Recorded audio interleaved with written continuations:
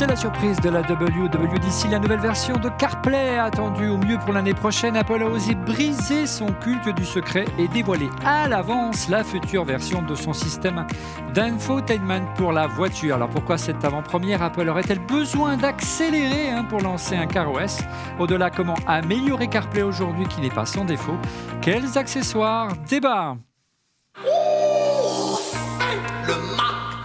Et bonjour à toutes et à tous, vous regardez On refait le Mac, alias ORLM, très heureux de vous retrouver pour notre débat tech hebdomadaire. Merci pour votre fidélité et n'hésitez pas à nous soutenir en vous abonnant bien sûr à notre chaîne YouTube. Nous avons également lancé le Club ORLM, c'est une formule premium de la chaîne d'On refait le Mac sur YouTube. Un abonnement qui va vous permettre de regarder On refait le Mac en direct, 24 heures en avance, de poser des questions live et en vidéo, de participer à un groupe de discussion privé pour échanger directement avec nous via Discord, c'est très sympa, tous les chroniqueurs sont connectés dessus, de pouvoir également venir visiter nos studios ici au Village by CA et participer à des soirées exclusives. Vous trouverez le lien pour vous abonner au Club ORLM dans la description de cette vidéo et puis vous pouvez juste flasher le QR code.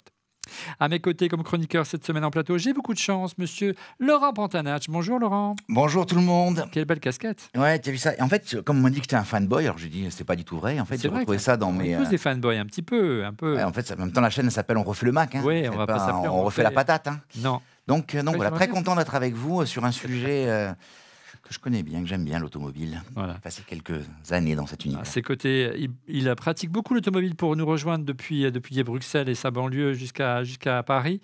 Christophe Degrave d'Underside. Bonjour Christophe, j'écorche toujours Underside.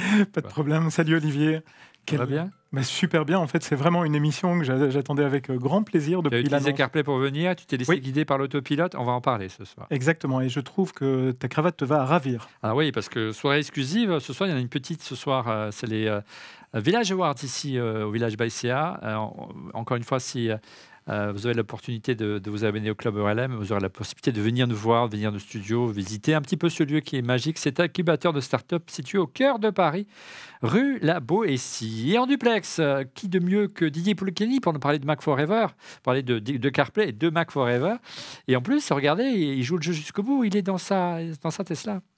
Et oui, jeune Olivier, je suis dans cette modèle Y miteuse, voilà, pour une vidéo aberrante. Mais tu ne suis pas GMK?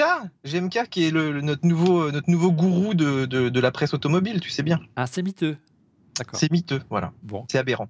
Allez, un mot également sur notre boutique ORLM, accessible via notre chaîne YouTube ou directement depuis la description une nouvelle fois de la vidéo pour acquérir désormais de jolis t-shirts, casquettes et mugs comme celui de notre modèle de choc aujourd'hui, monsieur Laurent Pantanach. Attention, c'est la dernière semaine pour acquérir la série Spring, vous savez, avec le logo ORLM écrit à la main, avant l'arrivée de la collection toujours limitée, collection d'été. Alors, n'hésitez pas à vous photographier avec vos goodies. Nous publierons les clichés dans l'émission.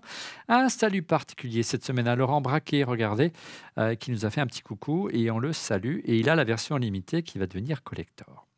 Allez, on enchaîne tout de suite avec le sondage de la semaine sur le compte Twitter d'ORLM.tv. Dans le choix d'achat de votre voiture actuelle ou future, le fait que le véhicule propose une intégration CarPlay d'Apple a-t-il ou va-t-il peser votre décision? Alors, c'est un tsunami. 76,6% répondent oui, non contre 23,4%. Les amis, en plateau ou en duplex, une réaction, CarPlay ou Android Auto sont devenus vraiment des arguments de vente pour les constructeurs. C'est étonnant, hein? Oui, c'est même plus qu'un argument de vente aujourd'hui. Tout le monde le veut. Et même quelque part, le fait de ne pas avoir aujourd'hui une voiture avec CarPlay, c'est un petit peu la même chose que de ne pas avoir de la climatisation il y a 5 ou 10 ans dans la voiture. Je suis même persuadé qu'au moment de la revente de la voiture, on y perd si jamais on n'a pas CarPlay. Ouais, ça t'a surpris ce chiffre? C'est vrai qu'on a a priori des gens qui nous regardent et qui utilisent des iPhones, mais quand même, 76,4% qui disent j'achète pas une voiture s'il n'y a pas CarPlay. Waouh! Quand Apple a annoncé lors de la conférence que les Américains c'était 79%, on a commenté en disant ouais, mais le marché américain est quand même très iPhone centrique, hein, on est d'accord là-dessus. Oui, ils sont leaders du marché. Oui, Android, c'est l'un des rares pays. Tout à fait. Je suis pas étonné. Je dirais, nos auditeurs sont plutôt des aficionados du monde Apple. D'ailleurs, qu'on trouve un terme. Je ne sais pas comment on peut les appeler, les gens qui nous regardent. Écoute, je sais pas. Auditeurs. Moi, j'ai toujours auditeur, mais ça fait un peu boomer. Les watchers, je ne sais pas comment les YouTubers. Nos amis, quoi. Vous êtes nos amis. Les clubbers, on va les appeler les clubbers. Et donc, du coup, pour revenir sur le sujet. Pardon, je t'ai coupé. Non, mais je pense que j'ai posé la question à quelques personnes, y compris des gens de l'univers Android, et ils m'ont répondu, ouais, mais tu comprends, ma femme, elle a un iPhone. Donc, elle veut retrouver l'iPhone dans sa voiture. Donc, du coup, il faut que ce soit universel, la voiture. Oui, ça doit marcher sur tous les stands. Ben ouais, donc, et puis, imagine si je la revends et qu'elle l'a pas. C'est un point intéressant pour un peu plus tard dans cette émission, pour savoir est-ce qu'Apple peut forcer la main aux constructeurs d'installer un système 100% Apple. Il n'y a pas qu'Apple dans la vie. Ton opinion, Didier, par rapport à ce sondage, avant de revenir sur CarPlay? Moi, je dirais que la vraie raison, c'est pas que CarPlay est bon, c'est surtout que les systèmes sont mauvais. Et le bon contre-exemple, c'est Tesla. C'est-à-dire que tu as énormément de gens qui ont des Tesla, qui n'ont pas CarPlay, et qui sont très contents parce que, en fait, il y a plein de choses qu'on n'a pas sur CarPlay. Par exemple, il y a Netflix, il y a des jeux, tu as YouTube, tu as Tidal, etc. Enfin, il y a plein de choses que tu retrouves pas sur CarPlay. Alors, l'inverse est vrai aussi, hein, je dis pas le contraire, il y en a qui regrettent CarPlay chez Tesla. Mais ce que je veux dire, c'est qu'un bon système chez un constructeur pourrait aussi nous faire oublier ça. Quelque part, CarPlay a comblé une vraie lacune chez les constructeurs. Et puis petit à petit, avec la connectivité aussi, avec toute l'expertise logicielle, ils peuvent juste plus lutter aujourd'hui. C'est-à-dire qu'ils n'ont pas les capacités de faire du logiciel, tout simplement. Alors, Laurent. J'ai deux commentaires intéressants, hein, donc Fred Test et Chocapic 13. Alors, je n'ai pas dit, c'est toi qui est sur YouTube en ce moment, pour ceux qui sont nos clubbers, qui suivent en avant-première l'émission 24 heures à l'avance et qui réagissent en même temps avec toi. Ah, donc les deux, Fred Test me dit, quand j'ai acheté ma Golf il y a 6 ans, c'est CarPlay qui a déterminé mon choix. Il y a 6 ans.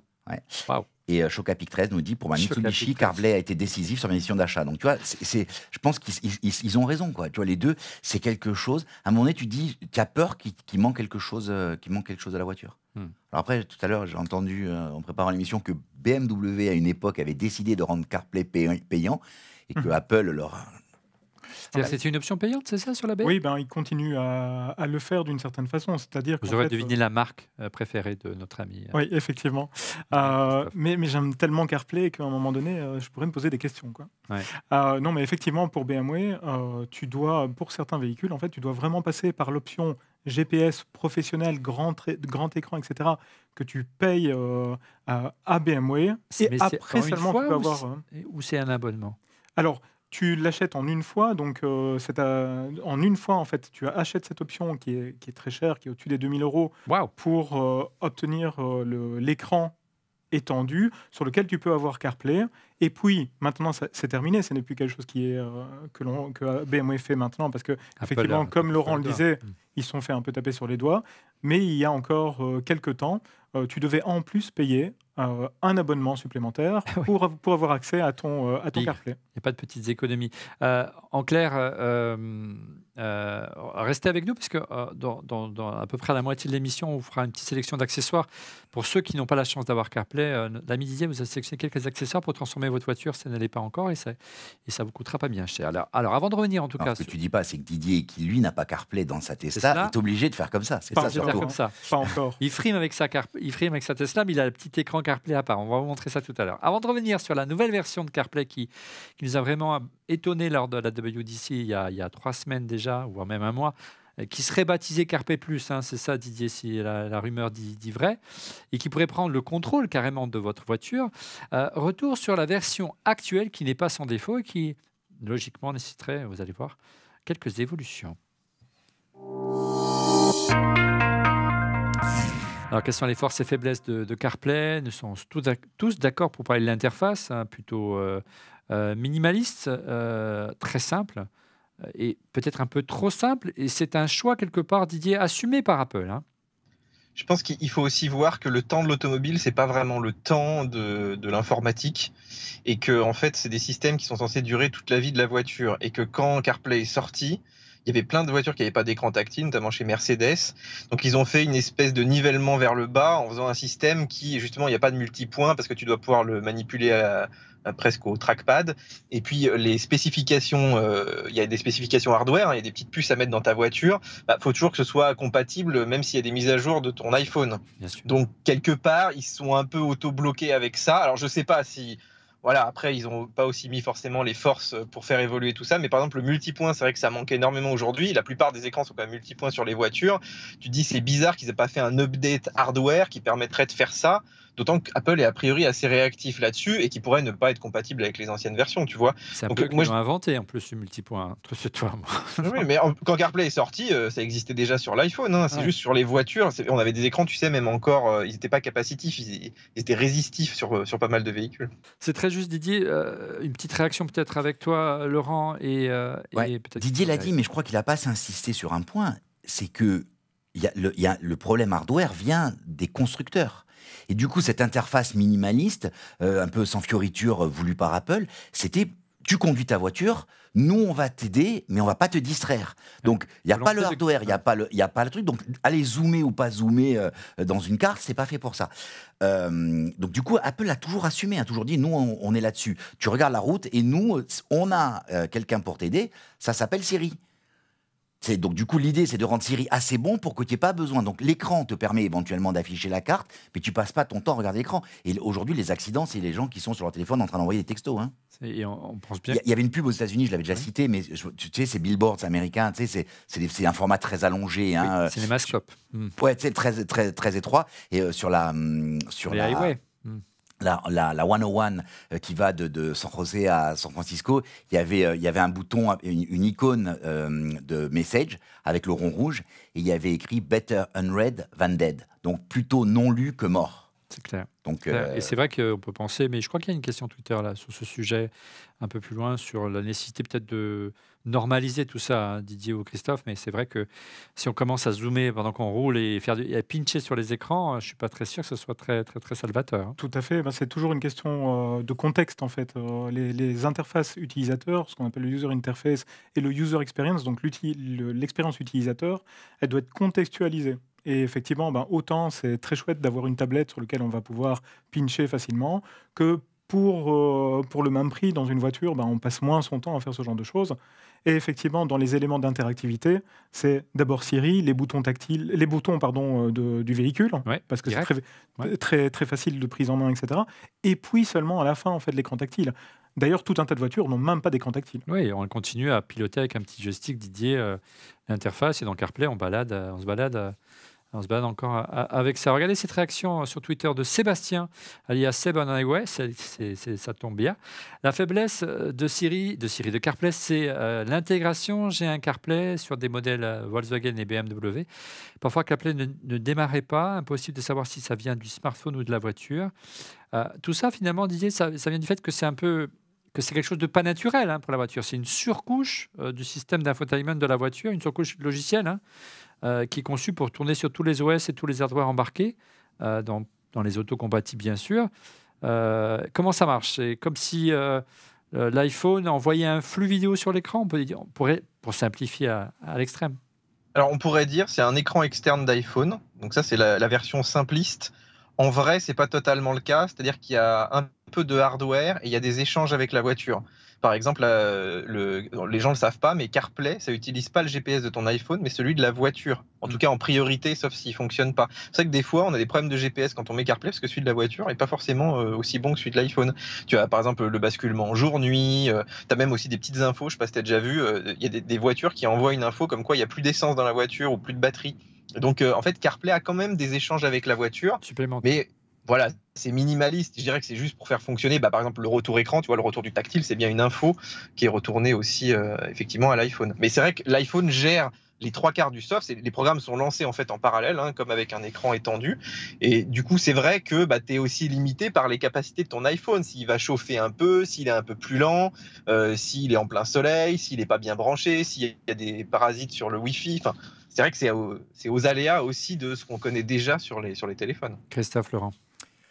On a eu une discussion dans le Discord des clubs, avec les clubbers sur la chaleur générée. Pas mal les clubbers, je prends. Sur la chaleur générée. Et donc j'ai fait un test ce week-end et en fait tu te rends compte de trois choses. La question qui était posée était oui, mais le problème c'est que le téléphone en charge sans contact, donc sans fil, chauffe énormément, il devient brûlant, c'est presque quasiment inutilisable, il ralentit, tout ça. Donc j'ai essayé plusieurs configurations et il y a plusieurs choses. La première c'est que ça marche mieux quand il est branché. parce que ça chauffe moins quand On il va est avoir branché. une question d'ailleurs. Sachant que, Ouais. et on le traite un peu après, la recharge est parfois inférieure. Certaines voitures envoient moins d'énergie que. C'est pas une recharge rapide. Donc, du coup, il y a parfois dans certaines. Si la voiture date, commence à vieillir un Oui, petit peu. mais moi, par exemple, sur ma Mini, toi aussi sur ta Mini. Un feu, ma Mini. Au Feu ta revoir, ma Mini. Bye Non, mais bye. là, le câble qui est relié à l'infotainment, il charge pas, quoi. Ouais, Tu vas dire, il a 10 ans, c'est un câble d'iPod. Mhm. Mais c'est ça. Mais ce que je veux dire, c'est que si tu mets par exemple le Waze avec l'écran tout le temps allumé, Ouais, il vide. elle décharge plus vite que ça. Alors, n'allons pas trop vite parce qu'on va aborder toutes ces raisons, mais déjà, ça nécessitait au départ, Christophe, une connexion filaire pour Tout à fonctionner fait. CarPlay. Aujourd'hui, il y a une évolution, ça marche sans fil, mais c'est du Wi-Fi. Mhm. Tout ce qui est Bluetooth, ça montre que ça demande quand même pas mal de ressources. Oui, Ça ne peut pas fonctionner en Bluetooth, Non, on est et bien puis le d'accord. Bluetooth n'est de toute façon pas un protocole et un standard qui est créé pour ce genre d'usage aujourd'hui. Donc, ce que nous décrivait notre internaute à l'instant sur Twitter en disant qu'il y avait des instabilités, et moi je l'ai vécu. Hein. Moi, j'avais pas CarPlay dans ma voiture, mais chaque fois que je loue une auto, j'expérimente la chose avec grand plaisir. Il y a des crashs. Voilà, exactement. Tu parles d'expérimentation, donc on parle vraiment d'un phénomène scientifique où Ouais. il y a de la reproduction. Et ça, je peux vraiment en parler. Et c'est exactement le même retour que fait Laurent quelque part, mais moi, pas au niveau de la batterie. Mais tous les matins, mon scénario, c'est je vais dans la voiture, je dépose mon téléphone à charger, sans fil. Je tape l'adresse sur laquelle je dois aller en fait sur Waze. Donc Waze est lancé. Je fais un appel FaceTime avec 3 personnes qui sont mes trois collaborateurs avec qui je dois avoir un Mon échange rituel du matin. tous les matins. Et 15 minutes après, en fait, mon téléphone arrête de fonctionner et CarPlay arrête de fonctionner également. Parce que effectivement, il monte dans des températures en fait qui sont Dans les tours. inadéquates pour le petit processeur du smartphone. Ouais. Alors moi, je suis renseigné de mon côté auprès de quel constructeur. Peut-être qu'il y a quelques infos de ton côté, Didier, mais sur la version de CarPlay aujourd'hui. Hein. En clair, vous savez que les constructeurs doivent obtenir une certification CarPlay hein, auprès d'Apple pour pouvoir afficher le logo CarPlay, hein, ce qui n'est pas une obligation, vous verrez un peu plus loin, car elle n'est pas forcément obligatoire. Alors, bien que la plupart des constructeurs ont signé un NDA, on a réussi à avoir quelques infos. Bien sûr, il y aurait une transaction financière entre le constructeur et Apple hein, pour pouvoir afficher CarPlay, c'est normal. Et apparemment, Apple, Didier, est très exigeant sur le cahier des charges qu'il fixe au constructeur, car comme tu le disais, il y a des prérequis hardware, processeur, de niveau de RAM embarqué par la voiture. Et Apple serait exigeant car la durée de vie d'une voiture est bien supérieure à celui d'un smartphone. Donc, un constructeur automobile serait obligé de surdimensionner les besoins hardware pour tenir sur des années et pouvoir supporter les futures mises à jour que proposerait Apple. Mais un constructeur ne serait pas obligé de remplir le cahier des charges d'Apple, mais il n'aurait pas la certification. C'est ce qui explique qu'on voit autant de publicité, Didier, à la télévision avec CarPlay sur l'écran, mais c'est pas CarPlay. Enfin, si, c'est CarPlay, mais on ne le cite pas. Et ce qui explique qu'il y a beaucoup de marques qui ne sont pas dans la liste d'Apple, mais qui ont CarPlay. Ouais, alors je pense que si t'as pas la certification, à mon avis, tu dois pas avoir de support et il doit y avoir beaucoup de choses qui deviennent très compliquées à gérer pour les constructeurs, notamment c'est quand même ce que tu offres aux clients. Donc si t'es pas sûr que ça marche ou s'il y a des mises à jour qui sont pas gérées, je te dis pas derrière les risques qu'ils prennent. Donc moi, a priori, je connais pas de constructeur qui est CarPlay sans certification. Cela dit, on voit plein d'appareils, on en parlera après, CarPlay, qui sont un peu random dans la nature, là, qui fonctionnent assez bien, qui piratent même un peu le système. Donc oui, tu peux arriver à faire quand même même des tablettes Android sous CarPlay, ça c'est sûr. Après, c'est vrai que Apple est très exigeante et même, je dirais, Apple de toute façon déteste travailler avec des partenaires. Non mais c'est connu, ils sont pas, c'est pas leur truc, parce qu'ils sont beaucoup trop exigeants. C'est souvent dans un seul sens. Et c'est vrai moi j'ai eu énormément de discussions avec des constructeurs où vraiment la sortie de CarPlay, des fois ils ont été obligés de retarder la sortie de la voiture, mais pire, par exemple dans la Polestar 2. Tu as CarPlay qui est sorti quasiment 1 an et demi après la voiture, alors que c'était le client l'avait acheté, tu vois. Donc c'est quelque chose qu'il a payé, qu'il n'a pas eu, parce que Apple alors tu sais jamais qui est vraiment le responsable, mais ce que je veux dire c'est que le hardware n'a pas changé dans la voiture. ça a été juste une mise à jour software, mais tu vois, ce moment de certification, il peut être extrêmement long pour les constructeurs. Et donc, c'est vrai que c'est quelque chose qu'Apple prend en tout cas très au sérieux. Et ce qui est amusant, c'est que les constructeurs sont tellement... on connaît, hein, nous, l'univers Apple, mais tu vois, il y a tellement des NDA et tout dans tous les sens que même d'avoir cette info n'est pas si facile de savoir que c'est Apple qui fait pression pour retarder, tu vois, une sortie. Concrètement, les améliorations qu'a proposé CarPlay au fil des années, donc le passage au sans fil, est-ce que c'est plus stable en Wi-Fi? Est-ce que l'arrivée des prises USB-C dans les voitures ont amélioré aussi la puissance est considérable de l'USB-C par rapport à l'USB classique? Est-ce que ça s'est amélioré? Est-ce que vous en avez fait rapidement le constat? J'y suis arrivé. Bah oui, c'est certain que c'est un standard qui est de meilleure qualité, qui est moderne, qui correspond à la possibilité de pouvoir transmettre de l'énergie et de la data de façon plus large, et donc qui correspond mieux en fait aux usages de demain pour CarPlay et peut-être effectivement CarPlay étendu dont on va sans doute parler. Ouais. En clair, les limitations, c'est bien parce que c'est l'iPhone qui est le centre de gravité, la tour de contrôle de tout dans le téléphone, et que dès que l'iPhone a une petite défaillance, ça vient un peu perturber tout le système, hein, on l'a bien compris. Et notamment Et donc, peut-être que Apple serait contraint, au fur et à mesure que le cahier des charges montrerait de CarPlay, de basculer sur un autre modèle. C'est-à-dire que le téléphone serait toujours le centre de gravité, mais peut-être que la voiture embarquerait un peu plus d'intelligence, on va en parler. Alors, tu le disais tout à l'heure, Laurent, le principal défaut de CarPlay, et nous avons reçu beaucoup de messages à ce sujet, c'est le fait que l'iPhone a tendance à chauffer très rapidement. Regardez cette réaction de Galiné, Louis Armand. Bonjour l'équipe de Viewers, CarPlay. Ah, Viewers, c'est pas mal. CarPlay s'améliore considérablement depuis des années, sauf au niveau de la consommation. Nos iPhones deviennent de vraies raclettes et perdent leur autonomie à vue d'œil. Oui, c'est pas vue d'œil. Y a-t-il un moyen de pallier ce problème? Merci pour tout. Bonne émission. Didier, Laurent, Christophe, vos trucs et astuces, quoi. Il faut coller le téléphone à une bouche de climatisation, quoi, de la voiture, à une ouïe de climatisation de la voiture. Alors, ça, c'est une option. Il y a plusieurs options. La première, c'est de jamais mettre le téléphone sur le tableau de bord, tu vois, ou un endroit où ça chauffe beaucoup. Non, mais le problème, c'est qu'on peut mettre aussi tout à fait. Mais déjà, le téléphone. La deuxième, c'est que même temps, tu parlais d'utiliser Waze. J'ai fait un test ce week-end. J'ai désactivé la partie Waze parce que Waze, tu as la partie conduite qui se met en CarPlay, mais sur ton téléphone, tu as tourné à droite, tourné à gauche, tu vois, tu as l'enchaînement. Bon, ça sert à rien de garder ton écran allumé, d'autant plus que souvent il est posé en bas, tu le vois pas. Donc tu as qu'à verrouiller le téléphone, et le simple fait de le verrouiller, bah, tu te retrouves, tu vois, j'ai un clac, tu cliques sur le bouton, tu gagnes. Moi, j'ai trouvé que fonctionner avec le câble, ça chauffait moins que de faire une charge, tu vois, sans fil, sans contact, tu vois, tu as moins... J'ai trouvé que d'enlever la coque, c'était mieux. Donc, tu vois, c'est tout des petites choses. Et si tu as la chance d'avoir, par exemple, une ouïe de refroidissement qui est pas loin et que tu peux envoyer sur ton téléphone, c'est parfait. Moi, globalement, le conseil que je peux éventuellement donner, c'est en cas d'usage, FaceTime, Waze intensif, etc. Alors, je vais me faire jeter des pierres, mais c'est carrément en fait de ne pas recharger si on a une recharge sans fil, de ne pas recharger le téléphone pendant qu'on fait l'usage intensif. Ouais, mais là, Laurent, Christophe, et au-delà de Didier, avec le départ en vacances et les longs trajets qu'on va faire sous la canicule, ça va pas être simple d'utiliser CarPlay. Mais quand même... on est négatif quand même, on est très négatif. Hein, on n'est pas négatif, mais ça devrait pas arriver en fait, ça. C'est-à-dire que le vrai problème, c'est que Apple, je pense, ils ont sous-dimensionné... Enfin, l'usage est surdimensionné par rapport au produit. C'est-à-dire qu'il faut pas grand-chose. Moi, même en hiver, le téléphone arrivait à chauffer, hein, sans que ce soit forcément des grosses chaleurs. Et en fait, l'iPhone, même de manière générale, je trouve que... Alors, j'en sais rien, il y en a qui voudraient peut-être mettre des ventilos ou quoi que ce soit, mais il n'est pas du tout assez refroidi dès que tu as un usage intensif. Nous, on fait pas mal de vidéos. Ouais. Tu filmes pendant une demi-heure, ton écran s'assombrit. Là, en ce moment, l'été, moi, mon iPhone, j'arrive jamais à le regarder dehors en plein soleil. C'est impossible. Ça, c'est vrai, tu le vois, en quelques secondes, il fait clac, clac, clac, et tout de suite, clac, et d'un coup, il devient besoin d'attendre 2 heures. Hein, ça se fait en quelques secondes. Donc, moi, je pense qu'on a un vrai problème structurel pour CarPlay, et c'est peut-être pour ça qu'Apple se dit, tiens, il faut peut-être une approche un peu déportée, où il y a un peu moins de travail sur l'iPhone qu'aujourd'hui, quoi. Alors, justement, pour pouvoir interagir avec la voiture, c'est le projet du prochain CarPlay, hein. Voire carrément prendre le contrôle de la voiture. CarPlay doit-il se contenter de répliquer, tu l'as dit, l'écran de l'iPhone, ou doit-il plutôt évoluer vers un système d'exploitation à part entière? On en parle après le busomètre.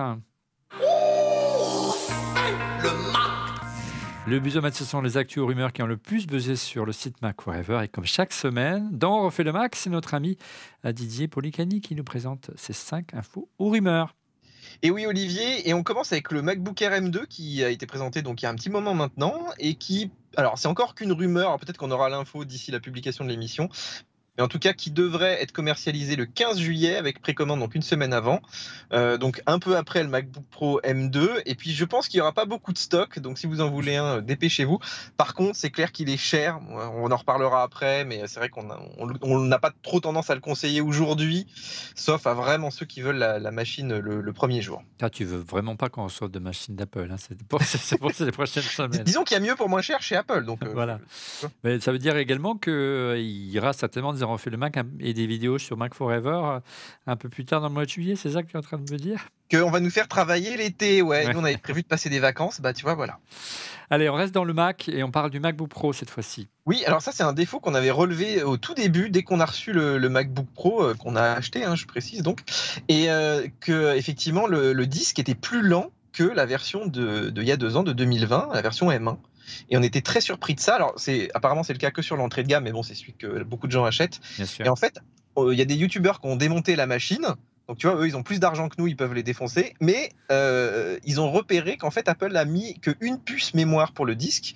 Parce qu'avant, il y a une espèce de RAID, il allait prendre les données sur les deux en même temps, donc ça allait plus vite. Et on était à peu près à 2,5 gigaoctets secondes. Là, on n'est plus qu'à 1,5. Ah ouais. Alors, bon, ça reste rapide, mais tu vois, perdre de la perf pour une machine qui, en plus, coûte quand même assez cher. Et 2 ans après. Plus cher que le MA. Ouais, tu vois, pour le prix, ils auraient pu te mettre le 512 Go d'entrée de gamme, je trouve que ça aurait été plus honnête. Mais c'est vrai que moi je trouve que c'est vraiment du gain petit pour Apple. Et en plus, c'est pas indiqué sur la fiche technique, tu vois, c'est pas un truc que les gens savent tant qu'on l'a pas testé. Et alors, dernier truc là-dessus, ils ont été malins, ils ont donné aux journalistes. Les machines, c'est important. Tu sais, les machines. voilà, oui, mais justement, là, tous les journalistes qui ont eu les machines avant la sortie, donc tu vois, qui étaient censés te conseiller, bah, eux, on leur a envoyé comme par hasard des modèles avec 512 ou 1 Tera. Donc ils n'ont pas pu voir le problème non plus. C'est malin de la part d'Apple. Est-ce que c'est volontaire? Je ne sais pas. Mais non, penses-tu? Pas de mauvais esprit, monsieur Policani. Allez, on abandonne les Macs et on va s'intéresser, pardonnez-moi, à AirPort, les bornes Wi-Fi d'Apple, c'est ça, qui sont de retour ou pas? D'ailleurs, j'ai vu dans ta petite émission, ta nouvelle émission hebdomadaire où tu réponds aux questions, Genius by ORLM, qu'il y avait beaucoup de gens qui regrettaient la time capsule, l'AirPort, et en fait, c'est vrai que ces bornes Apple étaient d'une simplicité enfantine. En plus, elles étaient très bien intégrées au système, mais bon, voilà, Tim Cook veut plus faire d'accessoires de ce genre. Je pense qu'il gagne pas assez d'argent avec, et surtout, il faut les maintenir à jour. Mais on pensait que Apple en referait une, puisqu'il y avait eu un dépôt de brevet, enfin, une certification auprès de la FCC, tu sais, qui est l'organisme américain. Dès que tu lances un produit, il faut le faire certifier, qui ressemblait à ça.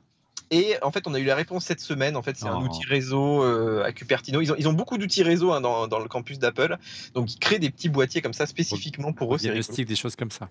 Et voilà, ouais, pour connecter un peu les portes et tout un tas d'appareils. Donc, tant pis quoi. Tu parlais de Tim Cook, on continue.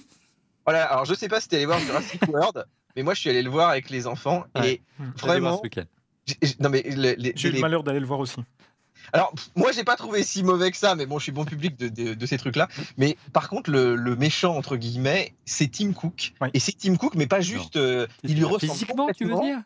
Il a une ressemblance physique. Il a exactement le même look, tu vois, avec t-shirt noir. Il a tendance à avoir la même gestuelle, si vous voyez ce que je veux dire. Alors, non seulement la même gestuelle, mais il y a même des expressions, des moments. En fait, tu te croirais chez Apple. Ils sont allés pousser le vice jusqu'à faire une espèce d'Apple Park. Un peu miniature comme QG de ce gars-là.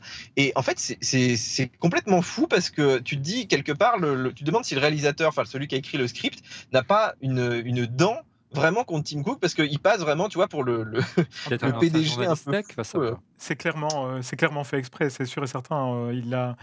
Le film n'est pas produit par Apple. Après. Non, mais c'est clairement fait exprès. Et effectivement, le fait qu'en plus ce soit le méchant. Je pense qu'il ne sera jamais diffusé sur Apple TV+. Ouais. Et bon, en dehors de ça, c'est quand même un nanar non assumé, donc voilà, c'est pas très grave. Bien. Allez, on conclut avec les AirPods. Alors, Olivier, les AirPods Pro 2, tu sais qu'il y a pas mal de gens qui les attendent. Alors, Bah oui, mais bon, Apple n'est pas très pressé, ils en vendent des pelletés, et puis surtout les produits sont quand même très très bons. Les AirPods Pro 2, donc pour arriver, alors peut-être cette année, peut-être en fin d'année, moi je dirais peut-être début d'année prochaine. Et puis là, il commence à y avoir des schémas qui fuitent un petit peu. Alors, a priori, il serait USB-C, ce qui serait quand même enfin une bonne chose, tu vois, qu'ils mettent Il est de un peu l'USB. obligatoire aussi, d'après la nouvelle réglementation européenne. Ouais, mais là, tout ce qui sort, il y a encore du Lightning, tu vois, dans les produits récents. Donc, c'est quand même un petit peu casse-pied. Et donc, il serait USB-C. Et alors, la grosse nouveauté, ce serait aussi l'arrivée d'un format lossless, entre guillemets, en Bluetooth, enfin, ou je sais pas la norme qu'ils vont utiliser. Mais en tout cas, ce serait de bon augure pour relancer un petit peu le produit, d'avoir des vraies grosses nouveautés comme ça. Et si Apple fait un codec lossless en sans fil, ça pourrait, enfin, j'espère que ce serait quelque chose d'ouvert et de repris par l'industrie. Merci Didier, c'était passionnant. Allez, on reprend le volant, on s'intéresse à CarPlay. Est-ce que justement CarPlay va opérer le virage d'un système d'exploitation? On en parle tout de suite. CarPlay Plus, c'est ce que dit la rumeur de la prochaine version de CarPlay, direction CarOS. On l'a découvert un peu à la surprise générale où on était tous ensemble devant nos écrans lors de la WWDC 2022. Une version de CarPlay que la rumeur, donc on l'a dit, appellerait CarPlay Plus. Et qui, surprise, elle prend le volant, elle prend le contrôle de la voiture. Vraiment, Christophe, c'est vraiment ça, hein. Oui, tout à fait. Donc, ça n'est plus uniquement de l'infotainment, donc le fait de passer de la musique, etc. Mais c'est vraiment donner de l'information qui vient du véhicule, pouvoir surveiller sa vitesse, pouvoir faire en sorte d'utiliser l'ensemble des écrans. On voit maintenant sur les nouveaux modèles de Mercedes, parce que tu parlais de BMW, que j'aimais bien BMW, mais c'est vrai que chez Mercedes, il y a des très grands écrans, même sur les classes A, etc. Et ils vont pouvoir utiliser tout ça. Ça risque d'être particulièrement intéressant. Donc il y a des infos très pointues qui remontent le rang de la voiture, hein. Donc il n'y a pas simplement que l'infotainment, il y a aussi des infos stratégiques de la voiture. La vitesse, on l'a vu, hein, le niveau de batterie ou d'essence, c'est une voiture classique, la clim, les alertes en cas de problème défaillance technique. C'est ça en fait. Ouais, ça c'est la théorie, hein. Ouais. Ça, c'est la théorie. Ça, c'est la démo, en tout cas. C'est même pas la démo, hein, c'est la vidéo, le montage, quoi. Parce que c'est pas une démo, hein, c'est un montage. Ouais, c'est une vidéo. Ouais. Oui, mais c'est pas du réel, quoi. C'est la 3D. Ouais. Donc, le problème de la voiture, c'est qu'il y a deux bus majeurs. Il y a l'OBD dans sa version 2 actuellement et le CAN bus qui existe dans plusieurs. C'est quoi, les petites prises qu'utilisent les garagistes, c'est ça? Ouais, c'est ça. Donc, en fait, OBD, c'est un bus de diagnostic. Aujourd'hui, il en a la version 2. La version 3 est envisagée, elle serait sans fil, et pour l'instant, elle pose beaucoup de problèmes aux États-Unis à cause du 4e amendement, parce qu'elle serait sans fil, elle renverrait aux constructeurs les problématiques que rencontre la voiture. Un des problèmes qui est rencontré, c'est que, par exemple, quand la voiture décèle une panne, un problème moteur, les gens continuent pendant 2 ans. Oui, parce qu'ils ne veulent pas payer la... Ouais, ils se disent, de toute façon, elle me dit, elle m'affiche que le moteur va pas, mais je continue à rouler. C'est pour la révision. C'est ça. Moi, j'ai monté une boîte dans la vente de l'import-export de pots catalytiques. Et le modèle que j'avais fait dans les années 2000, hein, c'est au début des années 2000, c'est que les gens ne changeaient pas leur pot catalytique quand ils se cassaient, mais quand ils faisaient le contrôle technique. Et les gens ne faisaient pas le contrôle technique quand ils devaient le faire, mais quand ils vendaient la voiture. Parce qu'à l'époque, quand tu te faisais attraper par la police, ils disaient, bon, on a pris votre numéro, vous passez à la gendarmerie cet après-midi, me montrer que vous avez fait le contrôle technique. C'était la phase éducative du marché. Et donc tout ça, ça décale le marché. Donc le OBD3 remontrait l'info. Tu vois, et le problème, c'est que le 4e amendement américain interdit le tracking de masse. Évidemment. Et donc voilà. Bon, donc tu vois, il y a plein de choses. Et de l'autre côté, il y a le CAN bus, mais ça veut dire que tu branches quelque chose en hardware. Pour l'instant, il n'est pas sans fil. Et ils ont très peur qu'on puisse le faire en sans fil. Donc, ça pourrait se faire par le fil. Mais attention, parce que ça voudrait dire que potentiellement, pour accéder à la voiture, tu vois, sur le CAN bus, par exemple, il y a le déclenchement de l'ABS. Donc aujourd'hui, de l'airbag. Donc oui, il faut faire attention. Donc aujourd'hui, on aurait déjà, si je comprends bien, les interfaces qui permettraient à Apple de se connecter au petit ordinateur, aux puces oui, c'est un petit ordi qui aujourd'hui, je dirais, administre la voiture et fait remonter les informations, ne fût-ce que pour le garagiste, pour leur valise de maintenance, ou simplement les écrans intégrés à la voiture. Alors Apple a annoncé, Didier, des constructeurs partenaires. Regardez, on retrouve Renault, Volvo, Mercedes, Land Rover, Porsche, Nissan, Ford, Lincoln, Audi, Jaguar, Acura, Honda, Infiniti et Polestar, des marques certaines qu'on ne trouve qu'aux États-Unis. Hein. La liste des véhicules est compatible. C'est un peu plus flou. Hein. Ce serait annoncé à la fin de l'année 2023. Donc c'est loin. Voilà qui est vraiment inhabituel. Didier, est-ce que tu avais eu des infos on me souffle dans l'oreillette que certains constructeurs ont découvert qu'ils étaient partenaires en regardant la keynote. C'est vrai ? Alors, moi, j'ai eu beaucoup d'infos, beaucoup de retours. Je suis désolé s'il y a des bruits parasites parce qu'il pleut, malheureusement. Non, ça va. C'est vrai qu'en fait, cette histoire, si tu veux, ils sont obligés, quand ils travaillent avec des constructeurs sur la durée comme ça, je pense que c'est plus rassurant pour eux de faire une annonce parce que de toute façon, il va y avoir des fuites. Déjà que ça avait un peu fuité quand même sur certains sites avant. Donc, je pense que l'annonce est là pour ça. Après, qu'est-ce qu'il y a dedans vraiment dans cette annonce? C'est-à-dire, est-ce que le partenaire s'est déjà engagé à travailler sur des choses très spécifiques avec Apple? Moi, je peux te dire que la réponse est non. C'est-à-dire que c'est très flou, et c'est même très flou chez Apple, en fait. Et quand c'est flou? Quand c'est flou, il y a un loup, oui, mais je pense que même Apple n'a pas conscience du chemin qu'il attend encore, et justement en termes de réglementation notamment, parce que faire un système intégré comme Android Automotive, hein, par exemple, ça demande quand même, il y a énormément de choses au niveau de la réglementation, de la réactivité, des pannes, tu peux pas juste arriver avec une espèce de CarPlay qui te prend un peu le contrôle de la voiture, qui tourne sur ton iPhone. Ça peut pas marcher comme ça. Ouais, donc en fait, il y a des normes de sécurité drastiques pour l'automobile, comme il y en a aussi pour le secteur aérien, tout simplement. On ne règle pas avec la sécurité. Voilà. D'où ma supposition, mais qui a été quand même appuyée par certains échos que j'ai pu avoir, que en fait, ce sera clairement une sorte d'Android automotive, c'est-à-dire donc un système d'exploitation. Exactement. De toute façon, le contraire serait impossible. T'imagines l'iPhone qui gère 4 écrans, qui va aller gérer effectivement les appels au chauffe aujourd'hui. T'imagines avec 4 écrans. Hein. Voilà. Par contre, l'iPhone pourrait fournir de la data, de la connectivité. Oui. Enfin, on peut imaginer qu'ils soient en support derrière. Mais c'est clair que c'est un système totalement intégré. Et c'est assez amusant quand tu regardes la liste des marques, c'est que c'est plutôt, il y a un peu de tout, mais il y a quand même pas mal de marques de luxe. Et j'ai été surpris de ça, d'ailleurs, parce que en fait, si tu veux, quand tu achètes une Porsche, quand tu achètes, j'en sais rien, une Jaguar, une Land Rover, c'est aussi un peu, c'est comme un cadran de montre, quoi. Tu achètes aussi un peu les fonctionnalités un peu spécifiques, les petits cadrans, les fonctions de circuit. Ce que je veux dire, c'est qu'aujourd'hui, CarPlay, même si Apple travaillait de concert, hein, de manière très très appuyée avec les constructeurs, je ne sais pas s'il pourrait aller assez loin pour proposer tout ça. Tu vois, il faudrait une espèce de mix entre des applications développées par le constructeur qui viennent se greffer dessus, ce qui est le cas sur Android Automotive. Tu as des espèces de surcouches, tu peux rajouter des applications à l'intérieur, il y a Google, il y a le Play Store.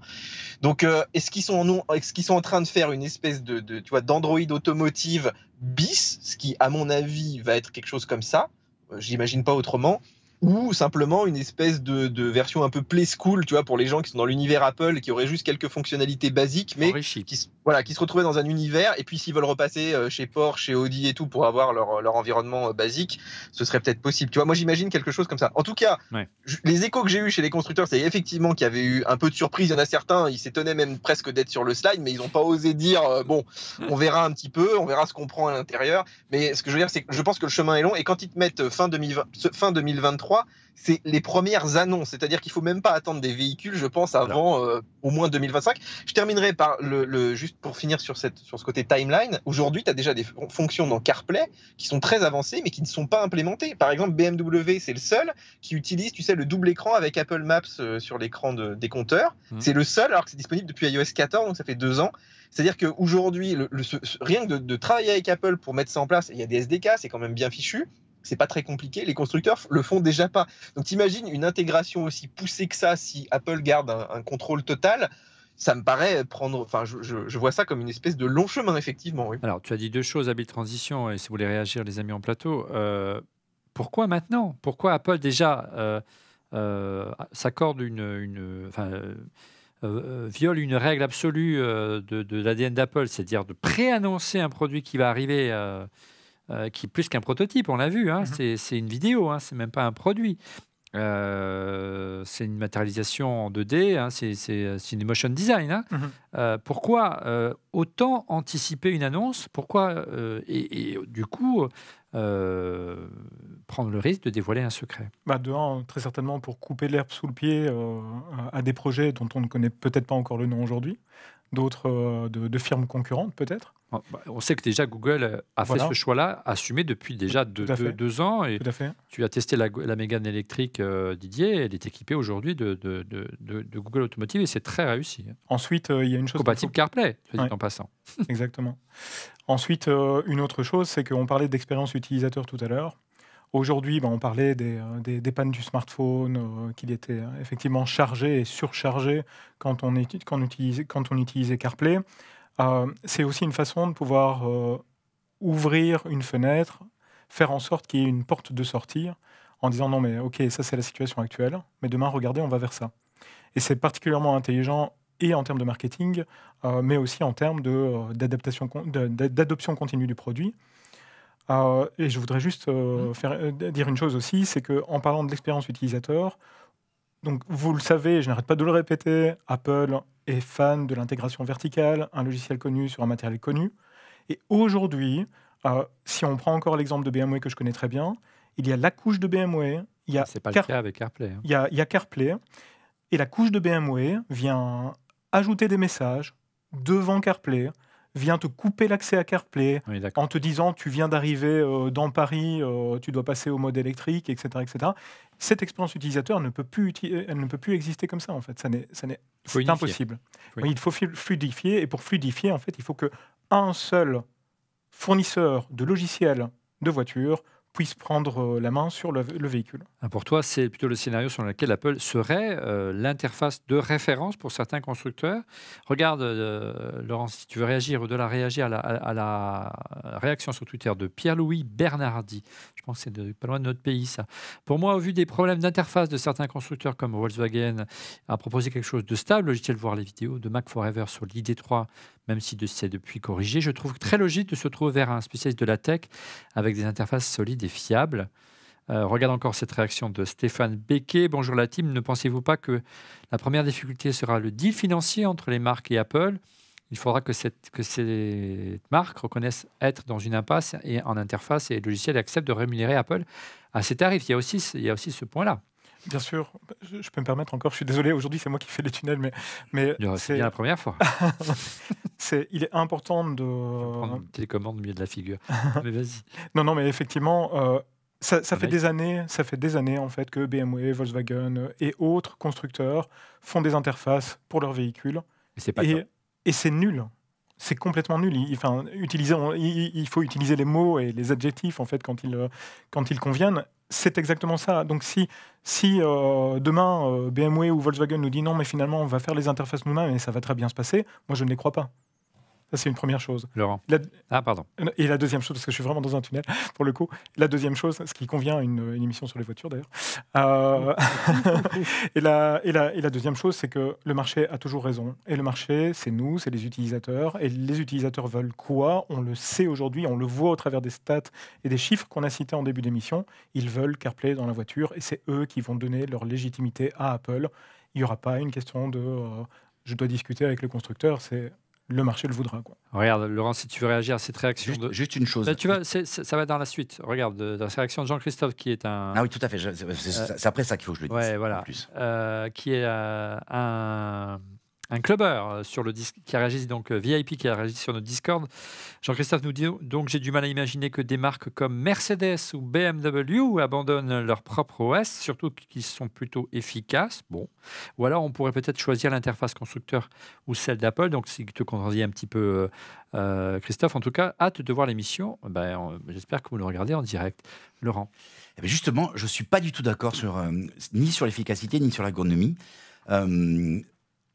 Si tu prends Mercedes, par exemple, leur système, c'est un système d'espèces de tuiles sur un fond gris qui se déplaçait de l'une à l'autre.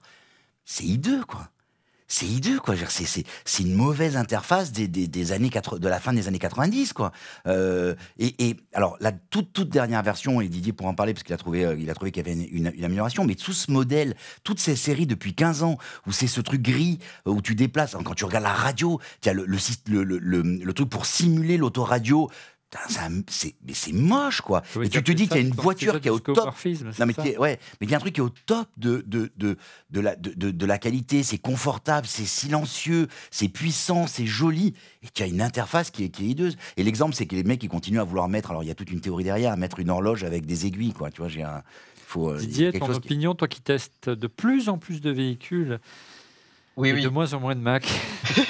Non, mais il y a une certaine logique à ça, c'est qu'effectivement, la voiture, ça devient un prolongement de nos smartphones, de nos ordinateurs, donc on a un vrai besoin là-dessus. Alors, plusieurs choses. Déjà, ce qui m'amuse beaucoup, c'est que finalement, on a le contre-exemple de ça quand même. Il ne faut pas l'oublier, c'est Tesla. Bien sûr. C'est-à-dire que Tesla a ce modèle en silo très verticalisé qui arrive à se passer de tout le monde, qui fait quand même des super interfaces, qui sont réactives, fluides, avec une bonne ergonomie. c'est pas parfait, rien n'est parfait encore, mais c'est vrai qu'ils sont au-dessus de la mêlée. Et ce qui est rigolo, c'est que Tesla, en fait, a le modèle d'Apple de l'informatique et de l'iPhone. Tu vois, ils ont le modèle verticalisé, ils font bien les choses, c'est propre. Et Apple, aujourd'hui, voudrait faire un peu le Windows, tu vois. J'exagère un peu, mais le Wintel, on va dire. Parce que, en fait, leur idée, c'est, voilà, les constructeurs sont en place et je vais mettre mon système dessus. Alors, évidemment, les voitures sont toutes différentes, donc il va falloir beaucoup de capacité d'adaptation. Et c'est très rigolo de voir finalement que, tu vois, ils ont été tellement mauvais quelque part sur la voiture qu'ils essayent de prendre le contre-pied sur le système. Oui, dis-moi. Non, oui, non, on continue. Pas très bien. Regarde, encore une réaction très intéressante sur le club ORLM, sur le Discord du club ORLM d'Edouard. Hello, de mon côté, une longue réflexion, puis une question. Je m'interroge sur le business model recherché par Apple, car à ma connaissance, CarPlay ne rapporte rien ou pas grand-chose aujourd'hui en comparaison du hardware et des services, ce qui n'est pas faux. On devine à court terme une valeur ajoutée pour les clients, passagers, conducteurs, avec des apps dédiées, infotainment notamment. Taux du service de véhicule avec agrégation des données pour maintenance préventive. Quel est l'avantage à court terme pour Apple? Soft power et fidélisation pour l'écosystème. Mais quid du futur? Ne serait-ce pas un moyen de collecter massivement et dans des conditions réelles des données de comportement, mécanique, voiture, car accès ici à tous les paramètres et humaines, méthode de conduite, paramètres vitaux avec Apple Watch, c'est une longue réaction. Pendant la conduite, etc., pour développer justement un vrai OS pour voiture. Est-ce que c'est pas le cheval de Troie? Et justement, Olivier, je voulais finir un peu là-dessus. C'est-à-dire que l'enjeu de ces 10 prochaines années, c'est la conduite autonome, en fait. C'est-à-dire d'occuper les gens dans le véhicule. Et c'est pour ça que, on va dire, les interfaces de Mercedes que Laurent trouve un peu moches, elles fonctionnent quand même. C'est-à-dire pour la conduite et tout, tu t'en sors à peu près. Mais aujourd'hui, quand tu vas vouloir avoir passé du temps dans ta voiture, il faudra une intégration avec ton smartphone, ton ordinateur, il faudra de la bonne connectivité, il faudra que tu puisses regarder des films, t'occuper, jouer à des jeux vidéo. Et il y a tous les services, tu vois, tu vas te connecter sur les bornes de charge, il faut que ça marche en un clin d'œil, que ça aille se connecter. Et en fait, là-dessus, les constructeurs le savent, ils sont nuls. Et de toute façon, ils seront toujours nuls parce qu'ils n'ont même pas l'écosystème qui va bien derrière. Il n'y a qu'à voir aujourd'hui, c'est pour te brancher simplement sur une borne Ionity qui est partenaire avec Mercedes, BMW, juste qu'ils te reconnaissent la voiture, qui se connecte à ton compte, qui te décompte et que tu n'as rien à faire. Et ben, ils ont mis des années à mettre juste ça en place. Ouais. Donc, tu vois, le temps de l'automobile n'a rien à voir en termes d'activité autant de la tech. Hein. On le dit depuis le début de cette émission, c'est un peu ça. Oui, puis ils ont beaucoup de sous-traitants aussi. C'est-à-dire que moi, je connais des gens qui travaillent dans toutes les SS2I qui travaillent pour les constructeurs. Ils me disent, il y a une fiche technique, on fait la fiche technique, on n'est pas créatif. Et en fait, le souci vient de là aussi. Même, tu vois, Volkswagen, là, avec toute la série ID, tu te dis, ils ont quand même réinventé un système. Leur système est nul, mais nul de chez nul. Et en fait, c'est pas eux qui le font en interne, hein, c'est déporté. Donc, même les mises à jour, ils t'avaient dit, ça arriverait comme ça, en OTA, enfin, à distance. C'est un métier, hein. En fait, les grosses mises à jour, il faut aller les faire en atelier, il faut reconnecter la voiture. Tu te demandes limite s'ils ne te changent pas 2-3 puces à l'intérieur pour que ça marche. Donc, ils sont pas du tout habitués à tout ça. Pour eux, c'est totalement nouveau. Et ils se sont pas mis à la page. C'est-à-dire que Tesla fait ça depuis 2012. Eux n'ont toujours pas compris qu'il faut internaliser, par exemple. Connecter la voiture, ouais. Ce qu'a fait tout de suite Tesla. Alors, les amis, en plateau, quels seraient les arguments pour Apple pour convaincre? On le sait que Mercedes, on l'a dit déjà dans une émission qu'on a fait il y a déjà un mois et demi, a embauché énormément d'ingénieurs autour du développement des interfaces notamment, et puis la voiture autonome, notamment des anciennes d'Intel, ils se reconnaîtront. Quel argument pour Apple pour convaincre les constructeurs automobiles d'aller de leur côté, s'il faut plutôt adopter un CarOS et donc d'être brandé plus Apple que Android demain, ou Mercedes, ou Volvo, ou Volkswagen? En dehors de l'énorme historique de Apple au niveau logiciel, des interfaces utilisateurs et de l'expérience utilisateur, ce qui est déjà quelque part un argument de poids.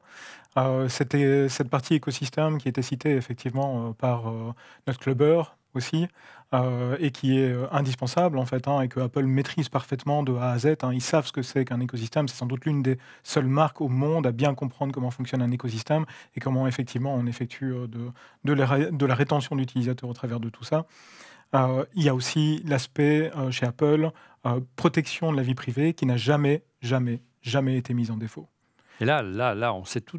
Déjà qu'on sait beaucoup de choses avec un téléphone, mais en plus, on a la voiture derrière. Tout à fait. En termes de privacy, il y a de vrais enjeux. Donc moi, je suis tout à fait... aujourd'hui, que Apple capture des informations du véhicule pour pouvoir mieux me servir, ça ne me pose aucun problème. Oui. Parce que la vie privée, c'est un faux débat dans la voiture. Oui, évidemment, on va pouvoir savoir où tu te déplaces, ou ce genre de choses, si jamais on va très loin. Mais en attendant, on a déjà les smartphones, et sur les smartphones, on a déjà toute notre vie privée. On fait des photos de là où on va, avec qui on est, etc., etc. Donc si on a peur en fait de mettre nos données sur un smartphone, dans ce cas-là, effectivement, peut-être qu'on peut penser à ne plus utiliser de véhicules avec du digital à l'intérieur. Mais, Alors, regardez cette réaction sur Twitter de PBX. Bonjour RLM, avec toute cette technologie et écrans qui prennent de plus en plus de place, pensez-vous que les réglementations routières prennent de nouvelles mesures et ne se limitent plus qu'aux smartphones?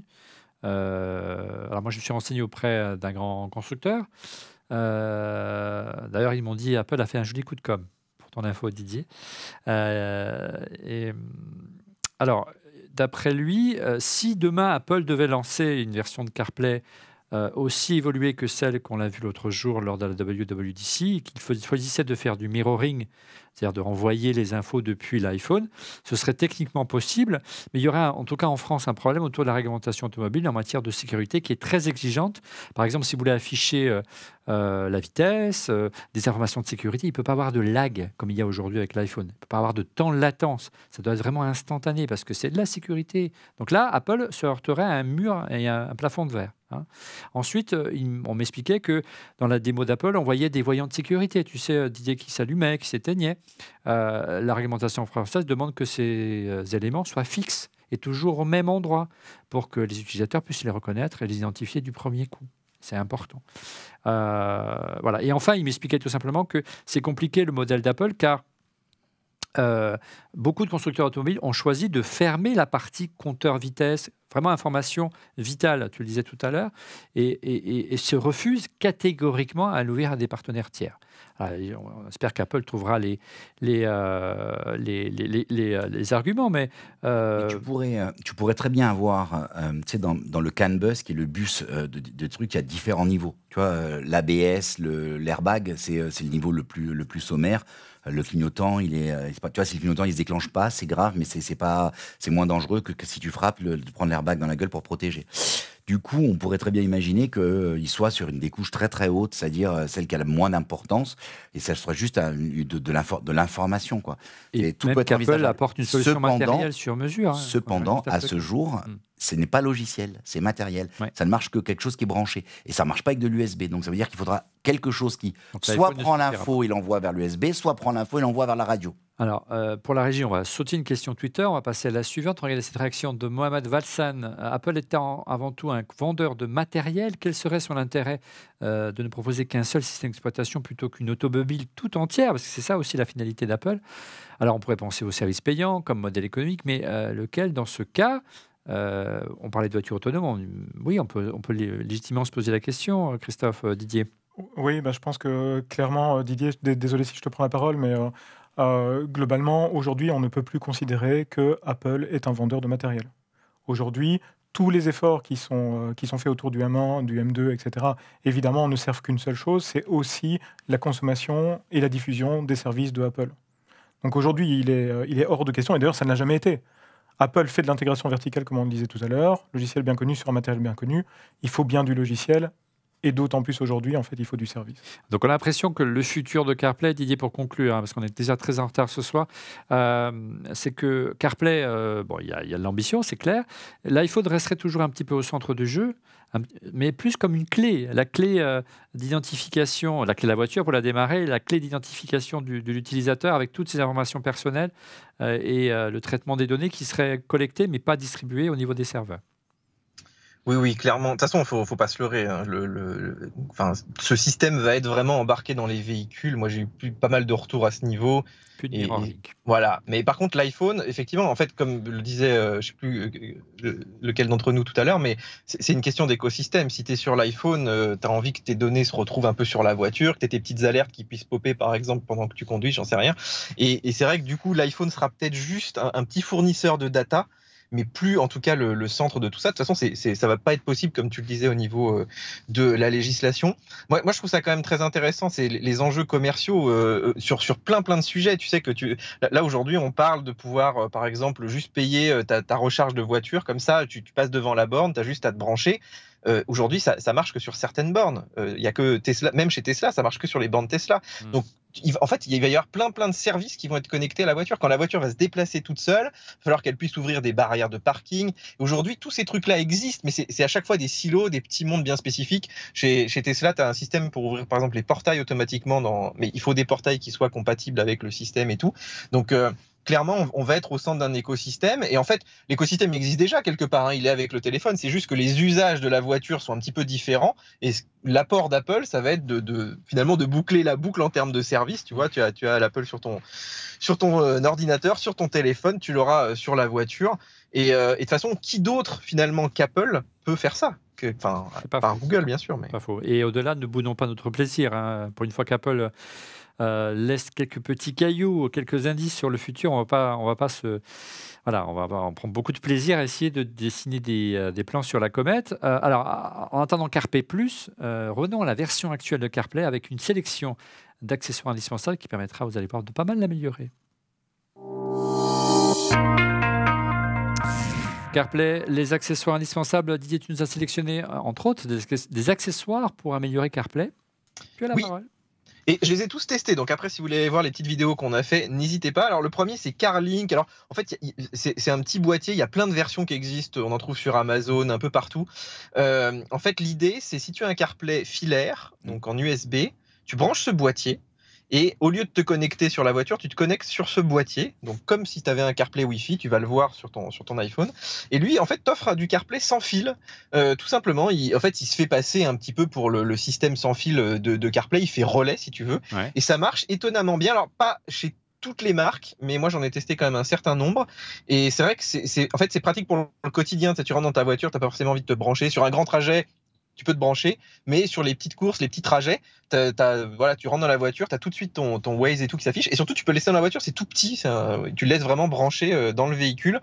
A priori, il n'y a pas de risque, hein, puisque tout est bien protégé chez Apple, mais en tout cas, moi je pensais qu'ils feraient sauter ce truc assez vite, et finalement pas du tout. Je pense qu'ils ont les bonnes puces bien certifiées, et ça marche depuis que ça existe en fait. Autre accessoire, un chargeur MagSafe, c'est ça? Et je terminerai par le prix, ça coûte pas très cher. Avant, ça coûtait au moins 100 €. Là, on en trouve autour de 50 maintenant, donc c'est vraiment donné. Ouais, on en a trouvé un autre modèle qu'on parlera dans un instant qui est beaucoup plus cher. Autre produit, un chargeur MagSafe, Didier.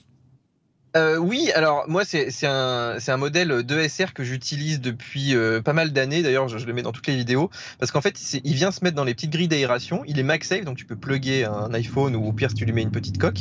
Et en plus, il se branche sur l'USB-C ou l'allume-cigare, donc tu peux le recharger en plus en même temps. Et il est très orientable, très léger. D'ailleurs, si tu mets CarPlay devant la bouche de ventilation, tu vois, tu vas refroidir ton téléphone. Voilà une solution concrète. Voilà, et ça coûte pas très cher aussi. Je crois qu'on est autour de 40-50 €. Donc c'est plutôt pas mal. Et accessoirement, une petite astuce, c'est de retirer, on en parlait dans Genius by ORLM cette semaine, retirer la coque, tout simplement. Tu sais que dans la Kia EV6 que je vais tester bientôt, il y a dans le chargeur sans fil un ventilateur et une soufflerie intégrée. Oui, il y a des boîtes à gants réfrigérées aussi, ça peut faire l'affaire. Et là, sur le chargeur sans fil, c'est la première fois que je vois ça. Bon, c'est une très bonne idée. Que dépense d'énergie pour juste un téléphone. On reste dans CarPlay sans fil. Oui, alors là, j'ai deux accessoires encore. Alors le premier, il s'appelle CarPC. Ça, alors j'ai fait une petite vidéo il n'y a pas très longtemps. Je sais plus, je crois que j'avais appelé ça CarPlay dans YouTube dans ton Duster. En gros, si tu as CarPlay, ça te permet de regarder des vidéos et de lancer en fait plein d'applications Android. Il faut pas.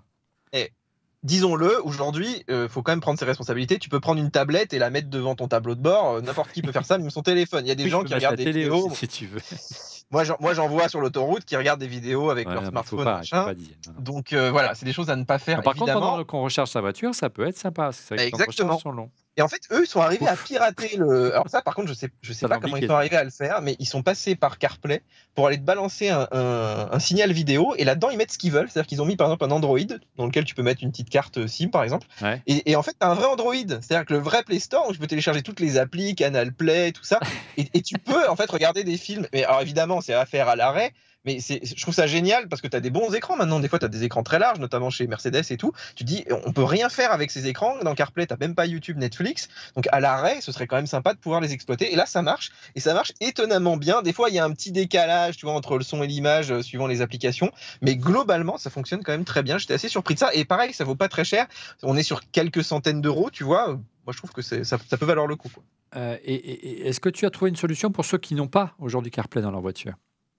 Alors oui, par exemple, ceux qui ont des Tesla. Alors il y a plein de gens qui ont des Tesla qui disent mais non, t'inquiète pas, dans ma Tesla. Voiture qui n'est pas CarPlay. Enfin, qui avait Voilà. une voiture. Moi, je trouve ça aberrant, frérot. Et du coup, j'ai rajouté un petit boîtier qui, en fait, bon, ça, c'est pas très élégant, mais il faut le coller sur la vitre avec une petite ventouse. Un jeune boîtier qui s'appelle CarPuride, mon frérot. Et lui, il n'est pas miteux du tout. Il marche très très bien. Il a même un écran capacitif comme dans une belle berline. Ouais. Et en fait, ça te permet d'avoir, par exemple, Waze et puis le GPS de Tesla ou même Google Maps. Moi, le GPS de Tesla, des fois, il marche pas bien, donc tu peux avoir deux GPS en même temps. Mais c'est pas que pour Tesla, hein, c'est pour tous ceux qui n'ont pas CarPlay. Ça marche avec toutes les voitures, ça se branche juste dans l'allume-cigare. Même ceux qui ont CarPlay, celui tu reportes CarPlay sur cet écran-là. Voilà. Tu aurais 2 écrans. Ouais. En fait, ce qui est pas mal aussi, c'est que tu peux balancer le son. Par exemple, chez Tesla, tu peux balancer le son du CarPlay depuis le téléphone, tu peux le balancer sur la voiture quand même. C'est-à-dire que tu peux avoir cet écran de CarPlay avec Apple Music et tout, et avec le bon son de ta Tesla. Bon, c'est du Bluetooth, hein, mais il suffit de régler sur le téléphone la sortie son sur la Tesla. Donc vraiment, je trouve que ça te donne beaucoup de souplesse, même si c'est pas très élégant, tu vois. Puis il faut souvent l'enlever parce que si on risque de t'abîmer la vitre. Là. Dis-moi, Fradé, tu nous as trouvé des beaux objets là. Hein. Ouais, c'est très bien. On va tester ça, surtout qu'on a une spéciale geek pour partir en vacances. On les remettra dedans. De mon côté, rapidement, 2 accessoires. On l'avait déjà présenté dans cette émission l'année dernière, justement. C'est le Stream C2A. C'est nos amis de MacWay qui présentent ça. Le même principe hein, pour pouvoir avoir CarPlay sans fil. Alors que vous avez une version filaire, un peu plus cher, ça coûte autour des 179 €. Et puis le deuxième, c'est compatible avec d'autres. Il faut regarder la compatibilité avec sa voiture, tu vois. Avec sa voiture. Donc la compatibilité est un peu plus large. Là, ça a l'air un peu plus sérieux que la solution Made in China de notre ami de Didier Tout et Made in China. Notre frérot. Notre frérot, wesh. Et l'autre solution, ça vient de sortir, c'est Belkin Boost Charge. On vous a présenté le support pour la grille d'aération de Belkin qui permettait d'accrocher le téléphone au tableau de bord et le refroidir du coup, mais il ne chargeait pas. La nouvelle version permet de recharger votre téléphone et ça coûte 50 €. Encore une fois, l'astuce, retirez la coque, car comme je disais dans ORLM by Genius by ORLM, la coque, ça protège des chocs, mais pas contre les chocs thermiques. Allez, place à vos coups de cœur. C'était chaud bouillant. Allez, les coups de cœur, on commence tout de suite avec Didier. Et oui, Olivier. Oui, Didier. Wesh. Forcément, on est dans l'automobile, donc on va parler d'un petit service qui est créé par des Français, des Bourguignons, quoi, comme Mac Forever, qui est pas très loin de Dijon. Ils sont à Montchanin. Mac Forever est pas loin de c'est nouveau. Mac Forever a été monté à Ruffel-les-Beaune. Oui, mais ça a bougé. Voilà. La bise à tous les Ruffel. Non, mais tu sais qu'on a encore beaucoup d'attaches là-bas, c'est très rigolo. Bah oui. Et donc, j'ai découvert dans un salon qui s'appelle Remove, qui avait lieu à Paris là, il y a quelques temps, et une petite équipe de passionnés qui font ça encore bénévolement. Très bien. Et qui s'appelle Recharge Plus. En fait, c'est le Airbnb de la recharge. En gros, tu installes une borne chez toi, ça t'a coûté quand même un peu d'argent, même si tu le rentabilises et tout. À la fin, c'est comme les panneaux solaires, c'est quand même un investissement. Ça peut être 1000, 1500 balles. Et du coup, là, l'idée, c'est de pouvoir la louer quand tu ne l'utilises pas. Et du coup, ils ont créé une application qui te permet de la mettre à disposition, de la facturer surtout. Et à terme, ils prévoient aussi de la sécuriser avec des systèmes de boîtiers, etc. Mais je dirais que pour l'instant, c'est assez communautaire, c'est bon enfant, bon esprit, tu vois. Mais je trouve que dans l'absolu, où tu es sur ton lieu de vacances, où tu es au resto et tout, il n'y a pas de borne autour, tu dis, après tout, il y a peut-être des particuliers qui ont une borne, qui ne l'utilisent pas ou qui ont chargé leur voiture, qui pourraient me la louer. Et voilà, tu vois, c'est à la fois du partage, à la fois rentable. Enfin, vraiment, tout le monde est gagnant. Et ça équipe quelque part. Tesla le fait déjà. Hein, ils appellent ça des bornes de destination. Alors, c'est plutôt dans les hôtels, mais tu peux en mettre chez toi. Tu peux la référencer dans la Tesla. Parlons-en. Et les gens peuvent te demander éventuellement d'aller se brancher dessus, tu vois. Bon, on va en parler, j'espère, de plus en plus dans les semaines et les mois qui viennent. Christophe, ton coup de cœur. Alors, moi, mon coup de cœur. Ça s'appelle Recharge Plus, pardon. Hein. Ouais, on avait compris, Recharge Plus. Mon coup de cœur, en fait, c'est tout simplement que ma vie tourne depuis quelques semaines autour d'une seule chose, qui est une série qui se trouve sur Netflix et qui s'appelle Stranger Things, que beaucoup de personnes connaissent, particulièrement la saison 4 de Stranger Things, dans lequel en fait il y a un méchant qui s'appelle Vecna, qui est repris de Donjons et Dragons, les années 80, tout ça en fait, donc pour aller suivre. Cœur de geek bad à 1000 à l'heure. Plus que ça en fait. J'avais même pris congé pour regarder la première partie de la saison 4. chose que je ne fais absolument jamais. Tu as vu qu'ils ont ouvert un magasin éphémère à une encablure du studio, là, sur les Champs-Élysées, hein? Ah ben non, je ne savais pas du tout. Voilà. Donc je vais pouvoir aller visiter... Tu vas pouvoir te faire chauffer la carte bleue. Exactement. Et ici, tout simplement, la saison 4 a été divisée en 2 volumes.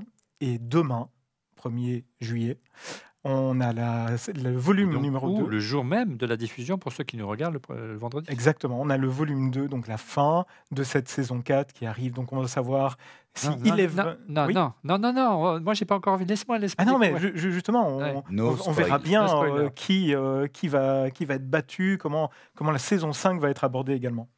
Bon, Lolo, ton coup de cœur ce soir. Je peux Alors, mon coup t'appeler de cœur. Lolo, Ouais, tu peux m'appeler Lolo. Et frérot. frérot. Et, Wesh, wesh. Ça il n'a pas compris, il a toujours pas compris, ça qui est bon. Non, mais j'ai pas compris. Et Pas grave. donc du coup, Wesh, wesh. mais donc moi c'est un truc, c'est un truc miteux et complètement aberrant. complètement aberrant. Hein. J'ai pas compris. Et donc en fait c'est une manette de jeu sur lequel tu peux accrocher ton téléphone, c'est compatible, c'est MFI, hein, donc c'est compatible. C'est quoi le rapport avec l'automobile? Quand tu as tes gosses que tu vas te faire 10 heures de route avec bison futé descendre en Corse cet avec été. bison futé en noir. Il va falloir t'arrêter tous les 200 km À un pour moment changer la donné, voiture. tu leur mets un téléphone, ils peuvent jouer, tu vas voir Ah, même. t'es comme ça, toi. Et Tu non, prévois je suis pas des du tout, jeux, je suis pas des du tout comme ça. machins, non. C'est un jeu de société et tout. Et donc, L'agriculture, non, mais- ce qui est intéressant, c'est que c'est la seule manette aujourd'hui certifiée pour pouvoir utiliser le L3 et le R3, qui est le Ouais. troisième bouton sur le Ah bien. côté, sur le truc. Donc voilà, ça vaut une trentaine d'euros et c'est de la bonne qualité. Bon, ben, on mettra aussi dans la sélection pour partir en vacances. Ouais. On fera ça, genre, ça dépendra d'Apple, s'ils nous livrent les machines ou pas la semaine prochaine ou dans 15 jours. Mon côté, rien à voir avec Alors, toi, tu l'automobile. reviens terre à terre, toi. Ouais, moi, je suis un geek qui aime le stockage. Le G-Red 2 de SanDisk Professionnel, c'est mon coup de cœur cette semaine. Une solution d'archivage professionnel pour les pros de la vidéo, de la photo et du son. Ils sont nombreux. Le boîtier héberge 2 disques configurés en RAID 1, cumulant pour ce modèle qu'on a testé. On a fait un ORLM Express, vous verrez ça dès lundi. Il cumule jusqu'à 12 Tera de données. Hein, le tout se branche au Mac en Thunderbolt 3 pour des performances plutôt honnêtes, 500 mégaoctets par seconde. Et plutôt pratique la fonction web pour brancher un moniteur HDMI ou encore sa prise USB-C. Et bien sûr, les disques sont montés sur des tiroirs pour faciliter le remplacement. Donc c'est indispensable pour les professionnels de la vidéo, de l'archivage en général. Il faut archiver vos données sur des disques RAID car voilà, c'est finir en salle blanche, vous n'avez plus que les yeux pour pleurer. Et la salle blanche, ça vaut beaucoup plus cher que 738 € pour la version 8 Tera et 887 € pour la version 12 Tera. On va diffuser lundi, normalement, si tout va bien, un ORLM Express en guise de test et de prise en main. Voilà, c'est la fin de cet épisode de Refait le Mac. Merci de l'avoir suivi.